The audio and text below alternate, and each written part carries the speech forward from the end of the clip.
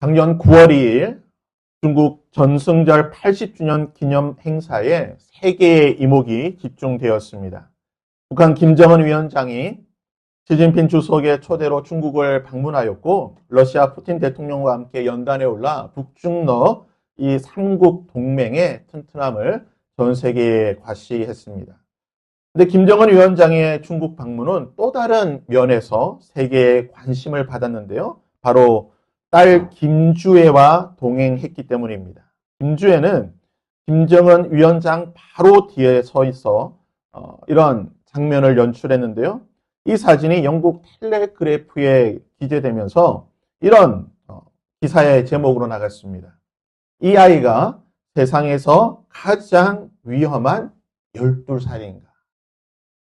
기사에 따르면 김주애는 북한 지도자가 유일하게 공개한 자녀이자 또한 후계자로 가장 유력한 인물이라고 지목하였습니다. 그러면서 이런 말로 기사를 맺었는데요. 만약 그녀가, 이 김주애가 핵무장 운동 국가 북한의 차기 지도자가 된다면 세계에서 가장 강력하고 위험한 소녀가 될 것이다. 김정은의 딸 김주애는 2022년 처음 공개 석상에 등장한 이후 줄곧 김정은 위원장과 가장 가까운 곳에 위치하며 김정은의 가장 신뢰받는 자녀인 것을 보여주고 있습니다. 그래서 북한 당국도 처음 김주애를 호칭했을 때는 사랑하는 자제분이라는 그러한 호칭을 썼지만 가면 갈수록 존경하는 자제분, 존귀하신 자제분 이렇게 호칭하다가 최근에는 샛별 여장군, 향도의 위대한 분이라는 가장 격상된 호칭으로 부르고 있습니다. 현재 김주애의 나이는요, 12세 또는 15세 아마 이쯤 되지 않을까라고 우리 당국은 추정하고 있습니다.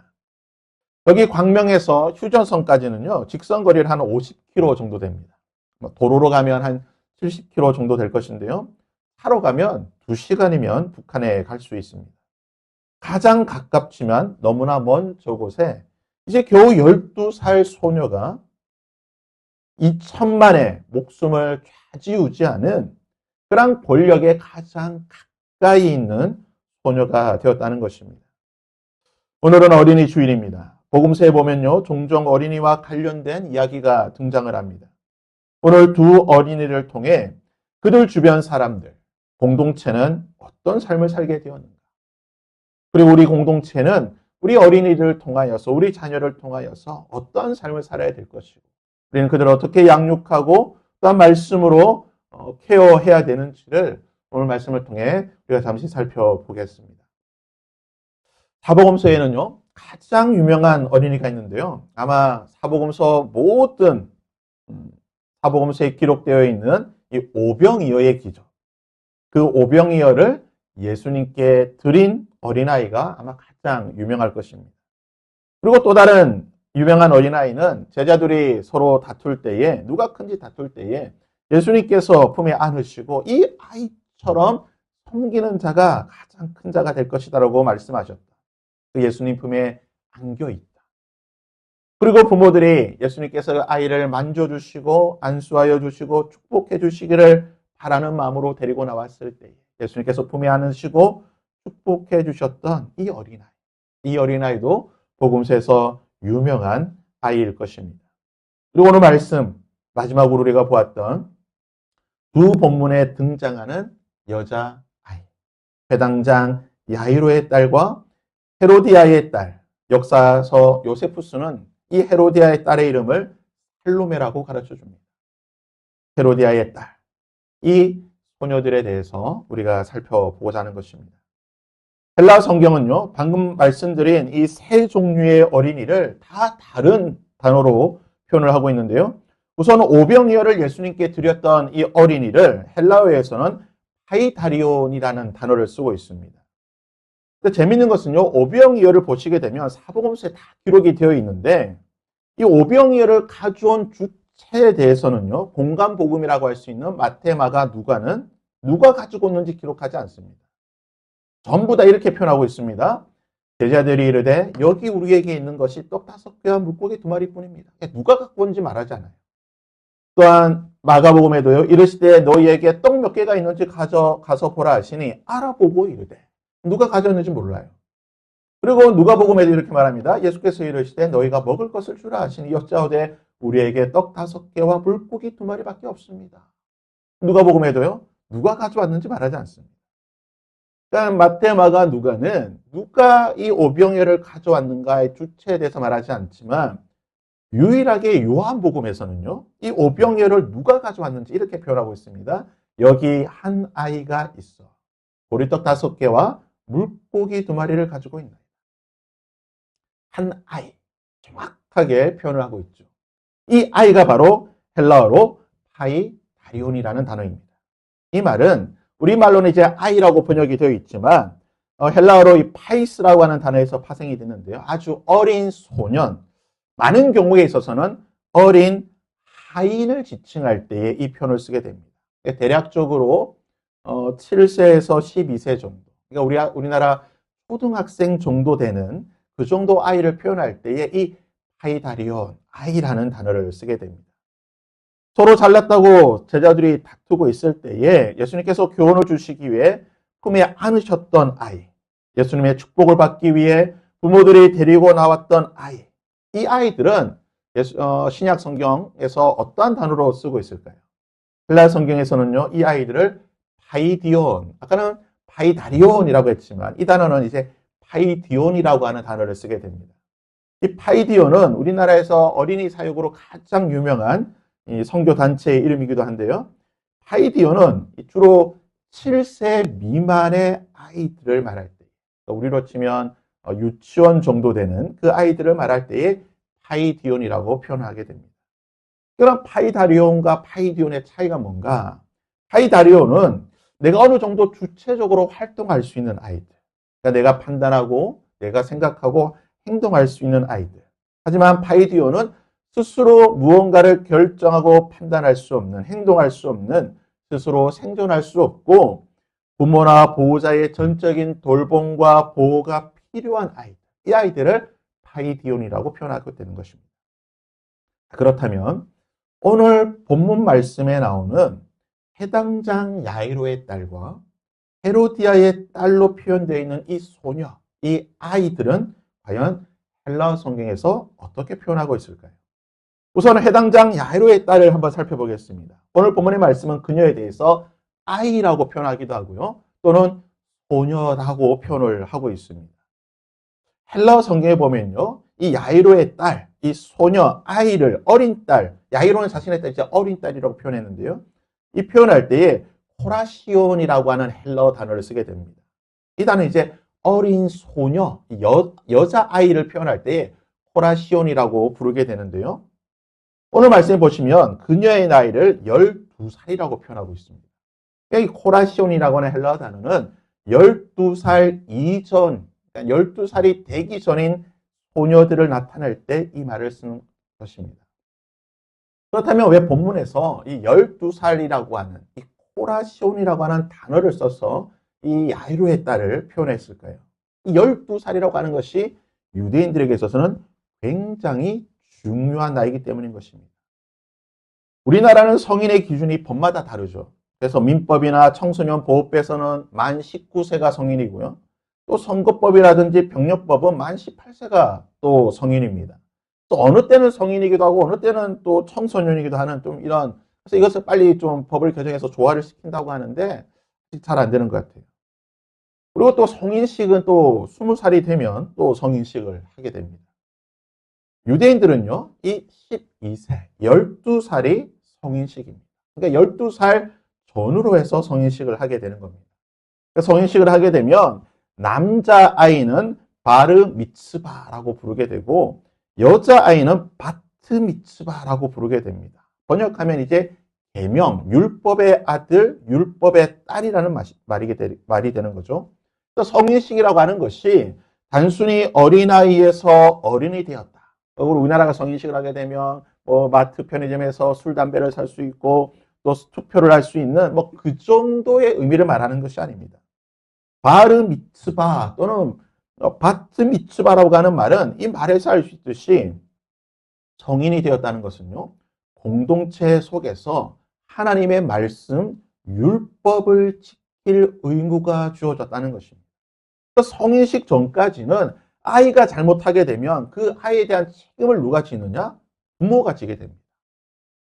성인식 전까지는 아이의 모든 어떤 율법의 범죄함이라든지 잘못에 대해서 부모가 지게 되지만 성인식을 하게 되면 계명의 아들, 율법의 아들, 딸이 되기 때문에 스스로 율법에 관한 모든 책임을 져야 된다는 것입니다. 성인식이 굉장히 중요한 거예요. 그리고 성인식을 하게 되면 공동체의 정식 멤버십이 되는 겁니다. 또 회당에서 예배를 드릴 때에 율법을 낭독할 수 있는 권리를 얻게 됩니다. 그래서 지금도 성인식을 하게 되면 율법 토라를 펴놓고 그 토라의 한 구절을 읽는 것이 성인식의 굉장히 중요한 의식으로 치르고 있습니다. 야이로의 딸은요, 12살 성인식 치르기 전에 죽었던 것 같습니다. 며칠을 남겨두었는지 또는 몇 달을 남겨두는지는 알 수는 없지만 그녀 인생에서 가장 중요한 의식이라고 할 수 있는 성인식을 앞두고 이 어린 딸이 병들어 죽은 것입니다. 성인식을 앞두고 병들어 죽게 된 어린 딸을 바라보는 이 야이로의 마음이 어떨까요?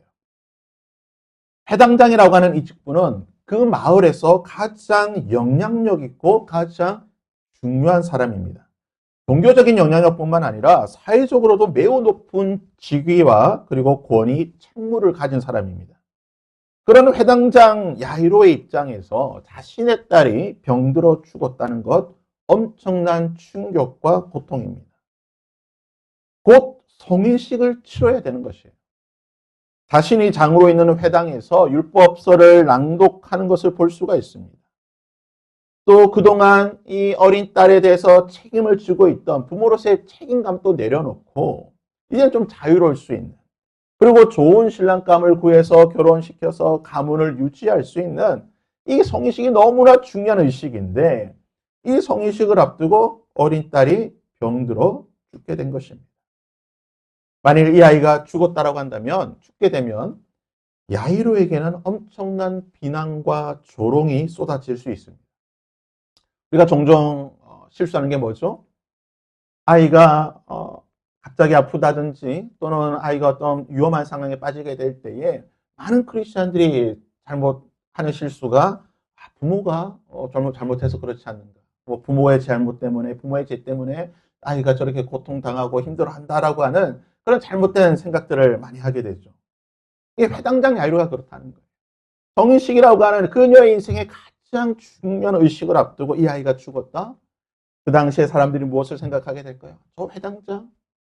뭐가 잘못된 거 아니야? 회당장이라고 했지만 분명히 저 사람이 죄를 지었으니까, 저 사람의 문제가 있으니까 저 딸이 저렇게 병들고 죽게 되었지. 아마 이런 온갖 비난과 조롱의 목소리가 이 회당장 야이로를 괴롭혔을 것입니다. 그러니 회당장 야이로는 자신의 어린 딸, 소녀라고 불리는 호라시오니라고 불리는 이 어린 딸이 병을 낫고 그리고 회복하기를 간절히 원했을 것입니다. 그래서 야이로는요, 자신의 사회적, 종교적 위신을 생각하지 않고 이 어린 딸을 살리는 일에 목숨을 걸게 되고요. 마침 인근에 예수님께서 계시다는 소문을 듣고 급히 예수님께 달려나갑니다.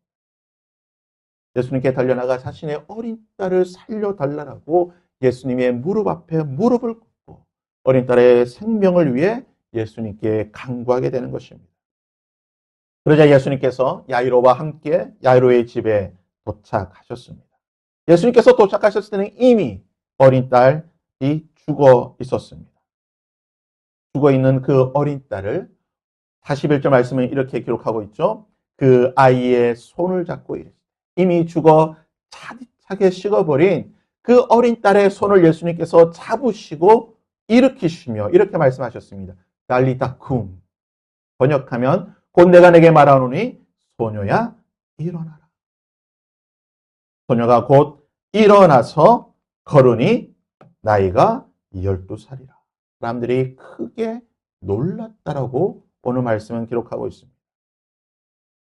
누가복음은요, 사람들이 놀랐다라는 표현에 앞서가지고 부모가 크게 놀랐다라고 말하고 있습니다.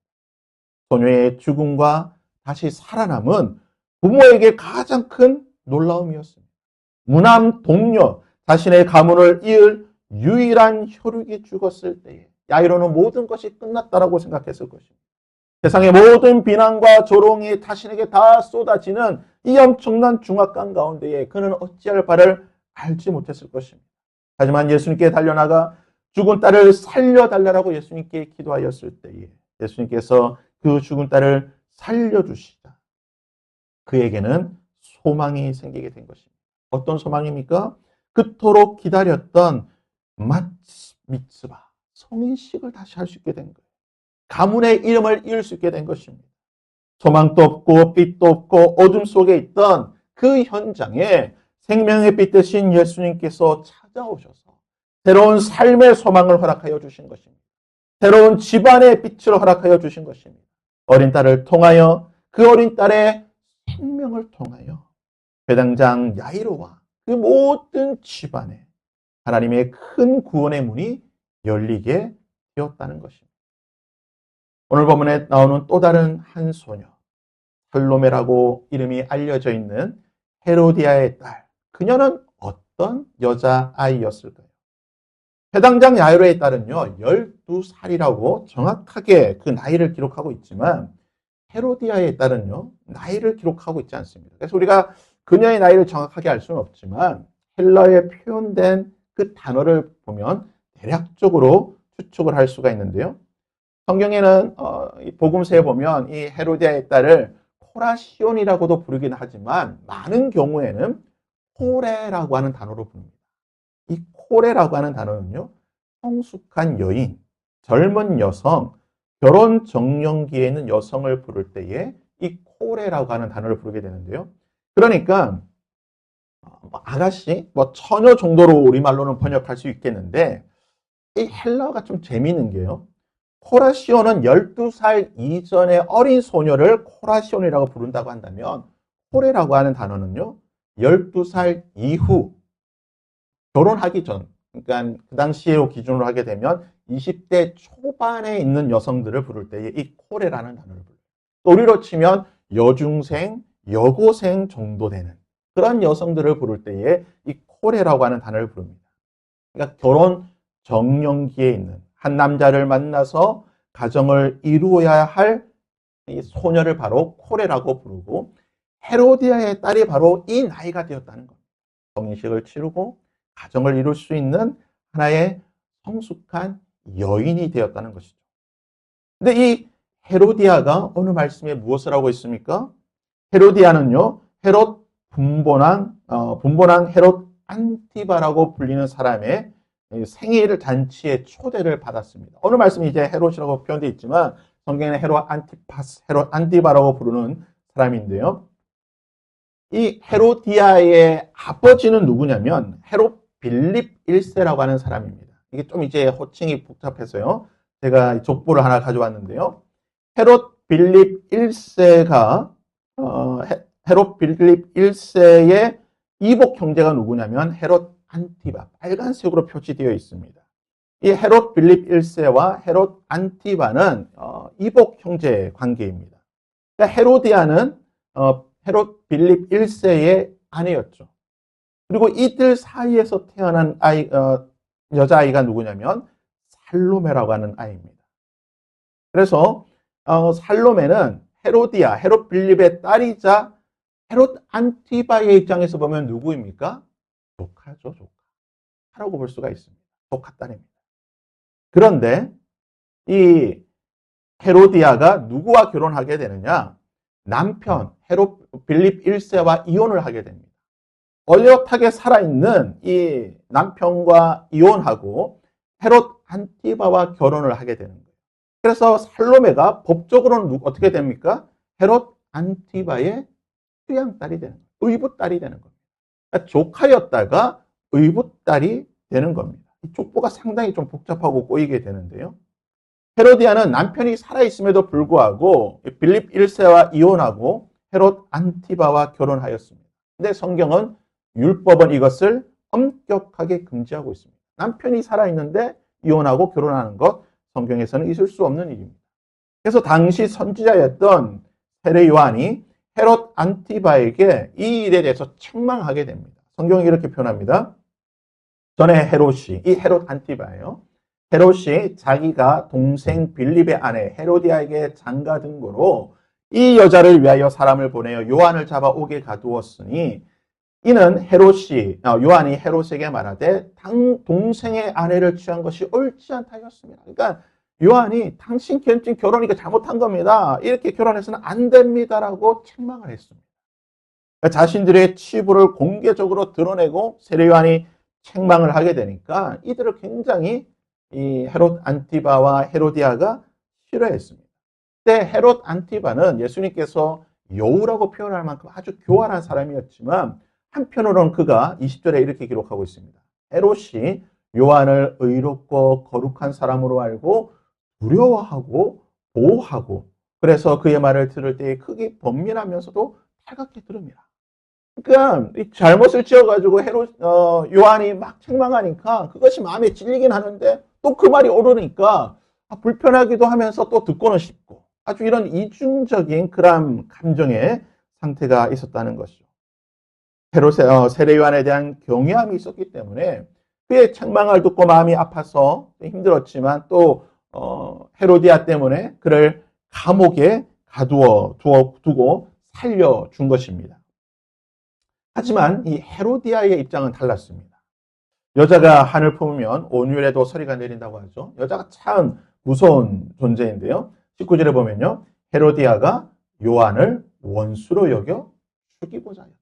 그러니까 헤롯은 그냥 뭐 좀 불편하긴 해도 그냥 좀 살려두고는 싶은데 헤로디아는요. 자신의 잘못에 대해서 지적하고 있는 요한을 죽이고자 했습니다. 원수로 여기고 죽이고자 한 것입니다.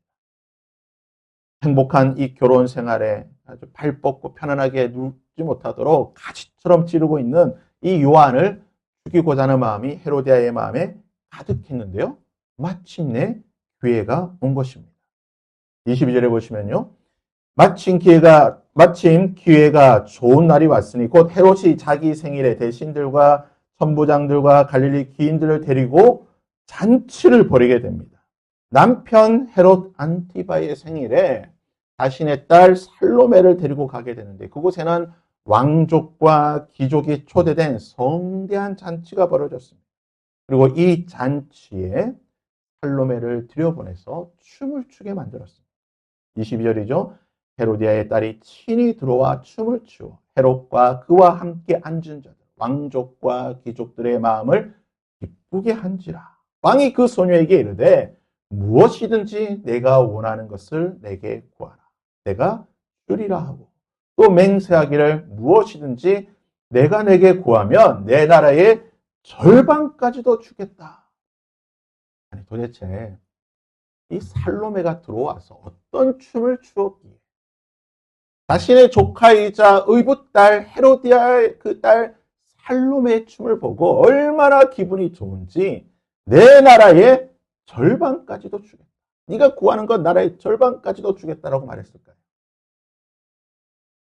르네상스 시대의 화가였던 조르스 그세르 그로스라고 하는 사람이 그린 살로메의 7베일의 춤이라고 하는 작품입니다. 터키나 중동에서 무희들이 추는 춤을 벨리 댄스라고 하죠. 가장 관능적이고 자극적인 춤입니다. 성경은 어떤 춤을 추었는지 기록하고 있지는 않지만 르네상스 시대 많은 예술가들에게 이 살로메의 춤은 아마 벨리 댄스처럼 그러한 이미지로 큰 영감을 주는 그러한 것이었습니다.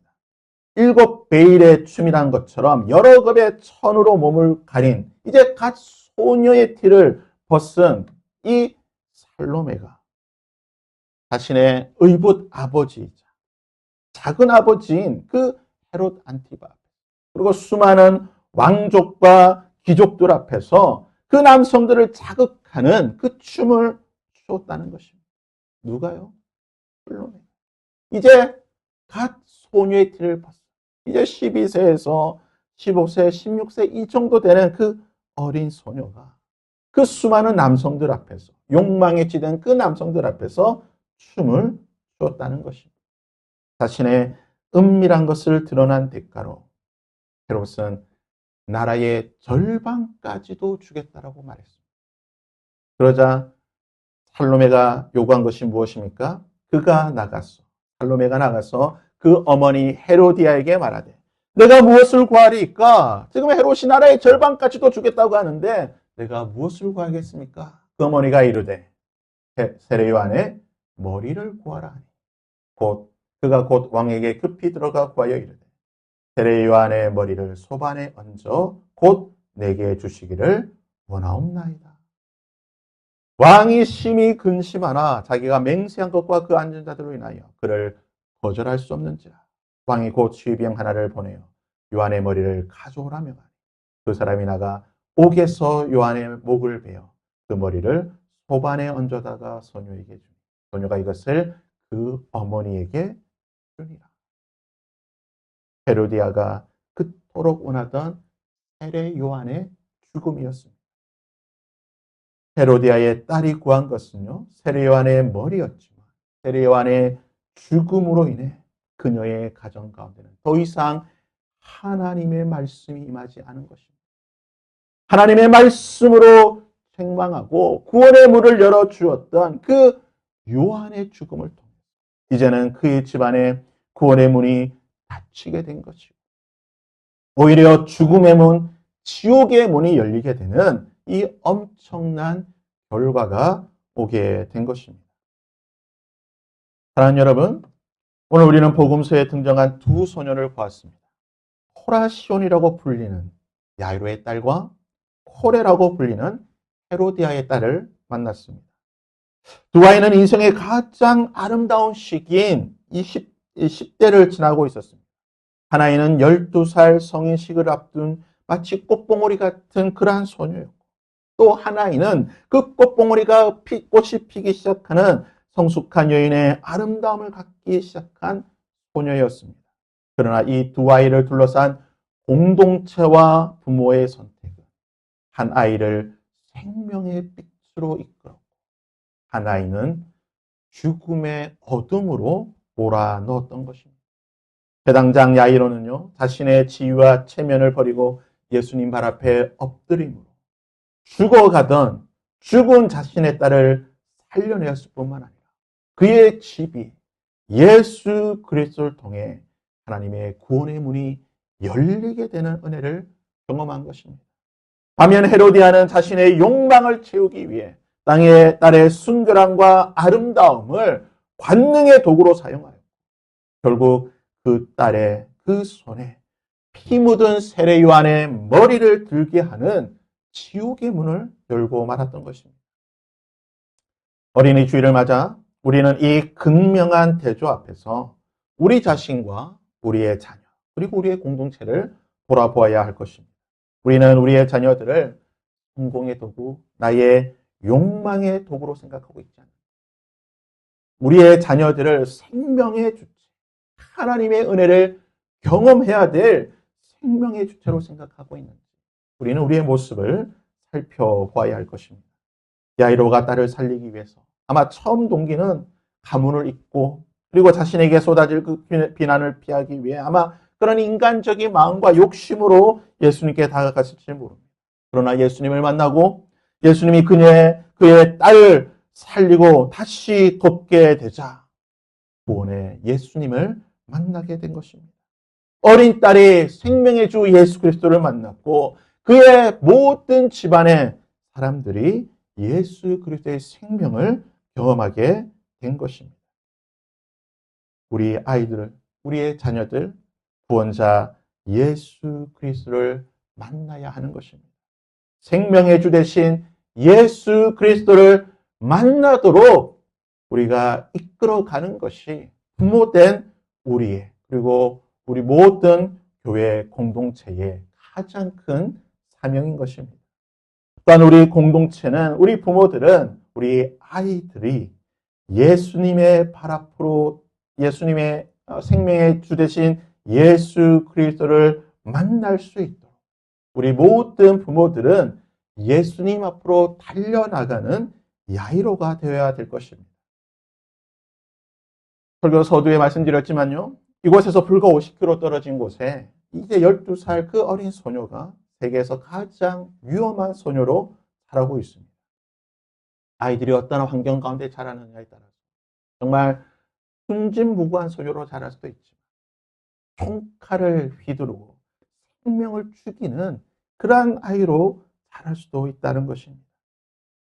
우리 어른들은요, 우리 교회 공동체는 이 땅의 아이들이 어른들의 삐뚤어진 욕망과 그 욕심에 희생양이 되지 않도록 우리는 그 아이들을 지켜야 될 의무가 있는 것입니다. 우리는 방파제가 되어야 한다는 것입니다. 아이들이 병들고 죽었을 때, 때로는 아이들이 세상의 그 힘듦과 고통 속에 쓰러져 있을 때에 이제 끝났다라고 포기하는 것이 아니라 다른 성경에 보면요. 야이로가 이렇게 말하고 있는 거예요. 죽은 내 딸을 살려주옵소서. 이미 죽어버린 내 딸을 살려달라고 예수님 무릎 앞에 엎드렸던 야이로. 우리는 우리의 자녀들을 위해 주님 앞에 끊임없이 나가며 엎드릴 수 있어야 할 것입니다. 우리의 나아감을 통해 우리 예수님께서는요, 우리의 자녀를 손을 잡아주실 것이고 달리타쿰이라고 부르시며 일으켜주시고 함께 걸어가 주실 것입니다. 우리 자녀의 손에 지금 무엇이 들려 있습니까? 우리의 욕심을 채우기 위해서 살롬의 그 손에 관능의 그 7 옥가닥을 들리지는 않습니까? 아니면 생명의 근원 대신 예수님의 손을 붙잡을 수 있는 그 손이 붙잡고 있지는 않습니까? 바라기는 우리 모든 자녀들이 예수 그리스도 앞에 엎드리고 예수 그리스도를 손을 잡아 이 어둠의 골짜기를, 이 고난의 골짜기를, 죽음의 골짜기를 벗어나 생명의 길로 갈 수 있기를 바랍니다. 우리 자녀를 통하여서 우리의 삶 속에, 우리의 공동체 가운데에 하나님의 은혜의 문이 열릴 수 있기를 바라고, 하나님의 구원의 문이 열릴 수 있기를 바라고, 하나님의 생명의 문이 열릴 수 있기를 바랍니다. 이 은혜가 오늘 저와 여러분에게, 그리고 우리 가정 가운데, 우리 교회 공동체 가운데에 충만할 수 있기를 주님의 이름으로 부탁드립니다.